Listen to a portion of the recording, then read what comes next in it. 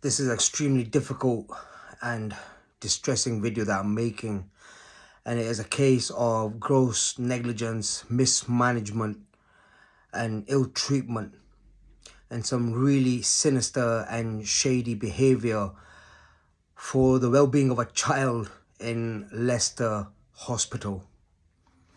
I know this is going to cause a lot of issues, but I'm making this video on behalf of this child's parents who have been too scared to go live with this situation in fear of jeopardizing the care of their child. This child was born with a very rare disease, which meant that his brain would not progress further than an infant's brain, which would mean that he would grow in a very different way. It's very emotional even just making this video right now. And this child is now in his teenage years, and over the years he has lost his ability of movement, of eating. He is fed through a tube. He's supported with his breathing. And I talk about misconduct and mismanagement because over the past few years there have been several incidences within the hospital that are very scary and quite frightening and shocking.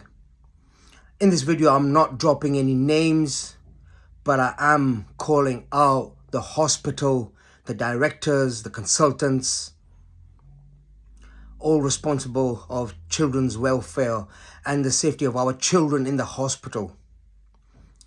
Now, this child has been in and out of hospital for many years. And on this latest incident, this child has been in the ward for over a year. He went in with respiratory problems. And when the mother who's been taking care of this child, the mother and father, day in, day out, since this child has been born, they sacrificed their lives to take care of this child. Very intelligent, intellectual individuals, professionals, working professionals who gave up their whole life to take care of their child. When they spoke to the doctors and told them what the problem was, they were ignored. And this child was treated for something that wasn't wrong with him. This child was, during this instance of this time period, was starved for 17 days, which affected him in other manners. Over the last 2-3 months, there have been incidences where they tried to insert a catheter and got it wrong and damaged his entire bladder, where he didn't have a catheter or bladder problems before he went to hospital.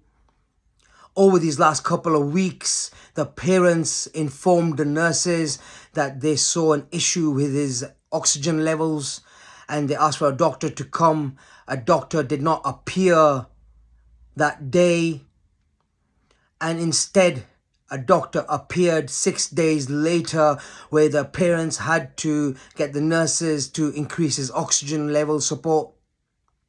And on day 6, the doctor proclaimed that the child had pneumonia, hospital-based pneumonia. This child has been through such a torment through the hospital's mistreatment. And when the nurse, who was from a different ward, who was helping out that day, helped resuscitate that child, she was told off afterwards on who told you to resuscitate him.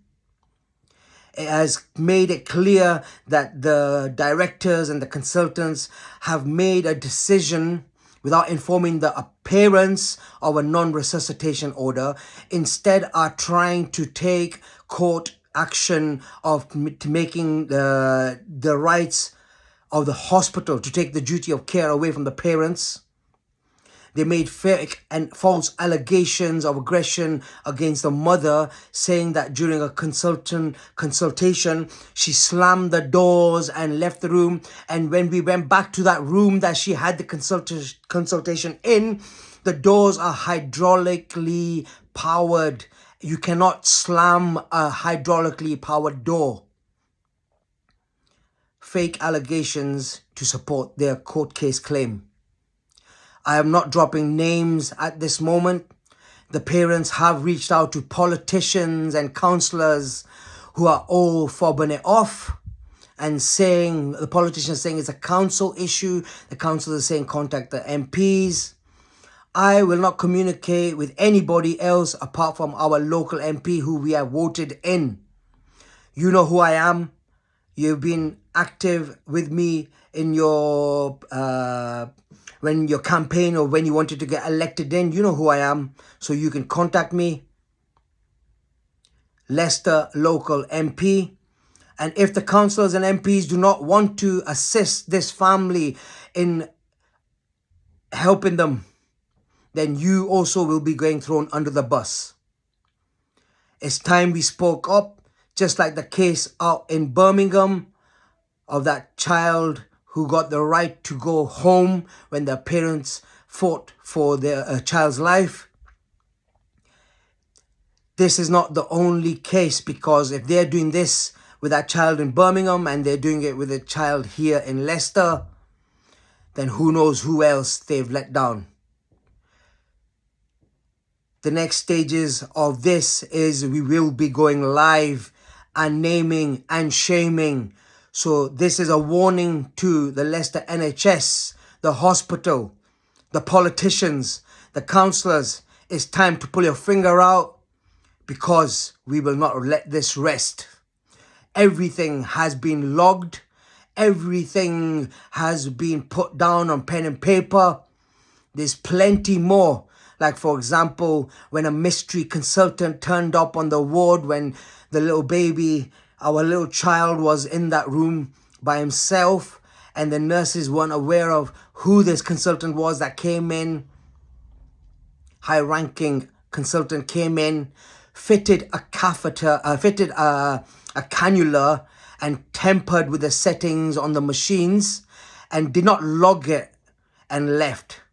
But one of the nurses saw you and has logged it as well into their ward paperwork. So yes, there's a lot to answer for. And when we recognized who this high consultant is, she admitted that she came into the ward and went in to see the little child. So there's plenty to be said of what's going on at Leicester Hospital. We're coming for you. We send our children to you for a duty of care, because we trust you. But if this is what's going down, then we will come after you.